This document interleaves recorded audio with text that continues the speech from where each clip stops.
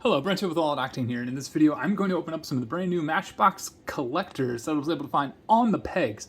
This 4 set is absolutely incredible. It's got the Ford Bronco, it's got a Toyota MR2, a Ford GT, and a Lamborghini Diablo, which is really cool. It's been a while since we've seen that casting from Matchbox. I don't know if it's ever been like in the main line recently, but I do believe it was in the main line a long time ago, and I'm not quite sure if you can get it with lights up, lights down version. I do know with the Toyota you can, and I bought lights down because I bought the moving parts version with the lights up. So not much difference here, except it probably will have some rubber tires. So let's go ahead and open up this Bronco though. This thing is sweet. And of course it comes with these nice boxes, and you can kind of see the box. So there's that, the 2021 Ford Bronco. But basically this would be kind of like a Super Chase, except this one's a 2-door version. So we've seen the moving parts 2-door version. I don't know if we've seen a mainline 2-door version from Matchbox yet. It does have rubber tires, opening doors. So this thing is decked to the nines. We've got Ford Performance, Brembo. I believe that's a Badlands or Matchbox. Let's say, I think it's Badlands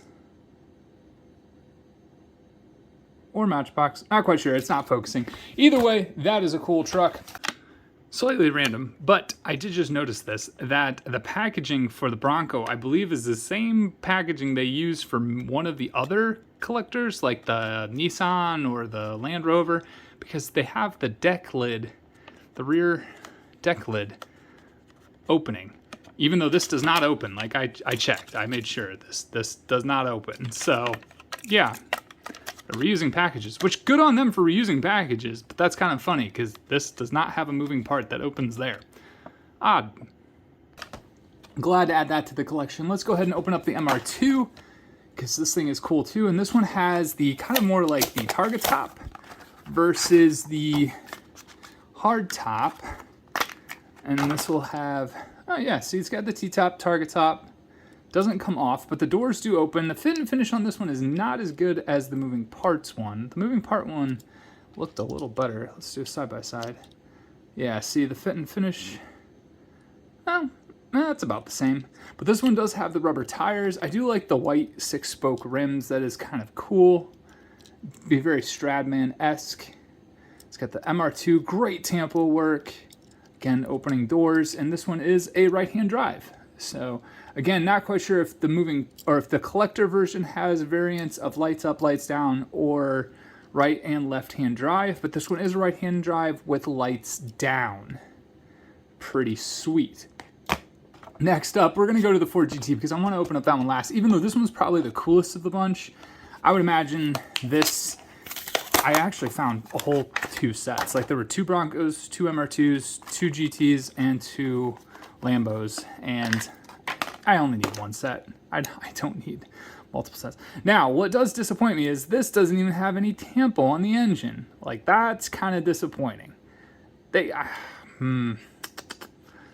feel like they could have done that. It does have grippy wheels too, which is kind of a bummer. Does Matchbox only have grippy wheels? I guess they do. I guess that isn't a problem, but it looks a little bit more rugged. Kind of looks like a 1960s F-150. If the like that's, oh no, I'm making myself laugh. All right, it's all good. Great tampo work though. Maybe a minor wheel swap and some detailed engine, and this thing would be absolutely incredible because it's low profile. Matchbox does the GT40 right. Even though I think in real life they're a little bit shorter and stubbier, a lot more like the Hot Wheel version, I really like the GT40 from Hot Wheels. And this is the OG. It's the GT40, not the GT, the GT40. So, yeah, just keep that in mind because the 40 is the one from back in the day. That's the 40 inches from the ground to the top of the roof line. All right, last up, we have to go with the Diablo. And this is probably the Lamborghini that has, in die-cast, been the least popular and probably the least popular in real life for a while now too. Because not even Stradman's got a Diablo yet. Very few YouTubers have a Diablo, at least that I'm aware of. And I have a feeling its day is coming.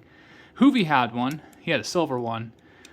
But man, one of my oldest videos, if you go back on my channel, and you like one of my very first videos, like Ferraris on the Vine, that was the event I was at, but the one guy showed up in a Diablo, an orange Diablo.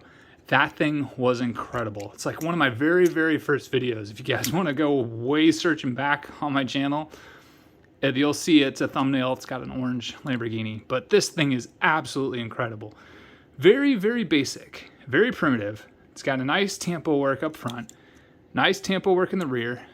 I wish the tires were a little better, but that's kind of my complaint with all of them.